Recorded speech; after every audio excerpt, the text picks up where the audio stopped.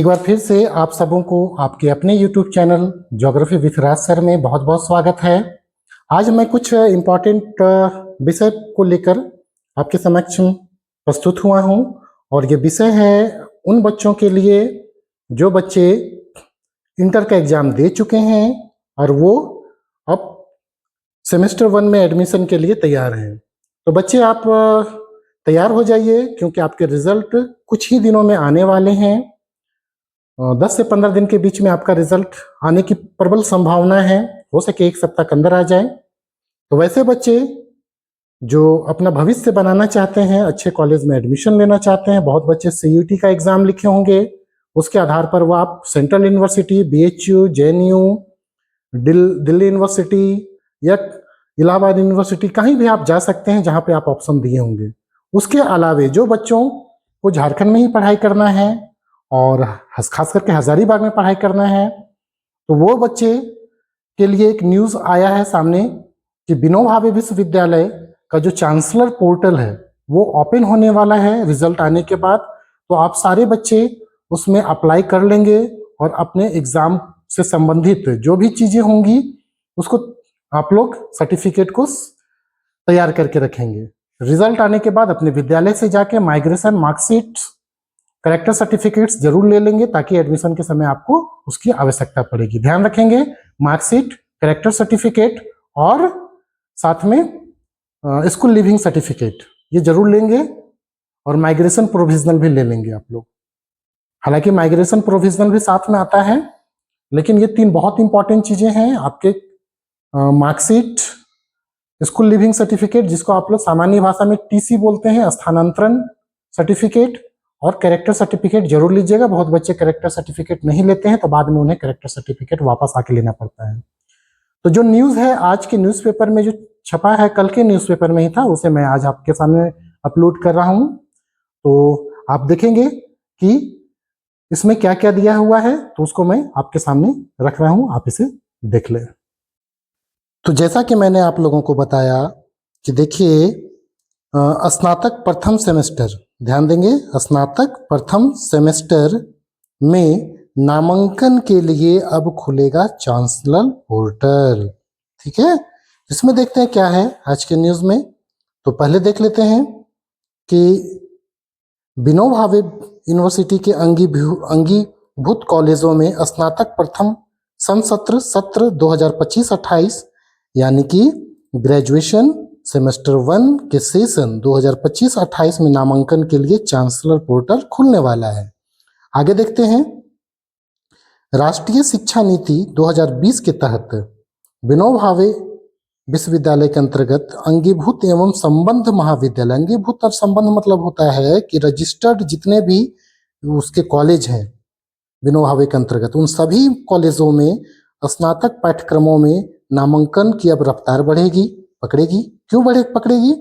तो इंटरमीडिएट की परीक्षा परिणाम आने के बाद जल्द ही विनोबा भावे विश्वविद्यालय की ओर से यूजी में यानी कि ग्रेजुएशन में नामांकन के लिए अधिसूचना जारी होगी। इच्छुक छात्र छात्राएं चांसलर पोर्टल, विनोबा भावे का जो चांसलर पोर्टल के माध्यम से ऑनलाइन विभिन्न इच्छित कॉलेजों के लिए विषयवार आवेदित कर सकते हैं। नामांकन के लिए प्रथम मेधा सूची मध्य, यहाँ जून लिखना चाहिए था, मध्य जून तक जारी होगी, संभावना है ये। तो अगर ये बता रहा है दैट मीन्स कि आपका परीक्षा का रिजल्ट बहुत जल्द आने वाला है। ठीक है, आप लोग तैयार हो जाइए और आने वाला है, इसलिए उसकी तैयारी शुरू कर दीजिए। इसके बाद चयनित छात्र छात्राएं संबंधित कॉलेज में जाकर अपना सर्टिफिकेट वेरिफिकेशन कराकर ऑनलाइन एडमिशन ले सकते हैं।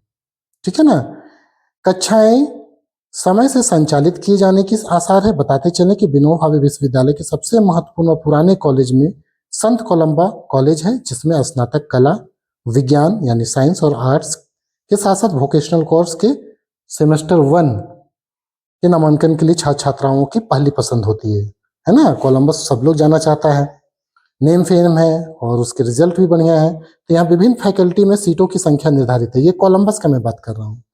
जैसे हिंदी में 380, गणित में 250, इतिहास में 280 सीट हैं निर्धारित, मनोविज्ञान या साइकोलॉजी में 100, अर्थशास्त्र में 220, अंग्रेजी में 350, राजनीतिक विज्ञान में 220, संस्कृत में 40, तर्कशास्त्र या लॉजिक में 100, उर्दू में 80, भूगोल में 280, भौतिक विज्ञान में 180 यानी फिजिक्स में, केमिस्ट्री में 220, जंतु विज्ञान यानी जूलॉजी में 120 और भूगर्भ विज्ञान यानी जियोलॉजी में 100 सीटें हैं।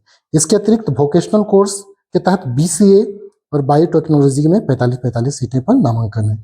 इसी अनुपात में हजारीबाग में जितनी कॉलेजें हैं, 2 कॉलेज और हैं, मार्कम कॉलेज और KB वोमेंस कॉलेज, यहाँ भी इसी अनुपात में सब सीटें हैं। इसके अलावा इन दोनों विद्यालयों में कॉमर्स की भी सीटें हैं, निर्धारित हैं, जो 350 की सीटें हैं।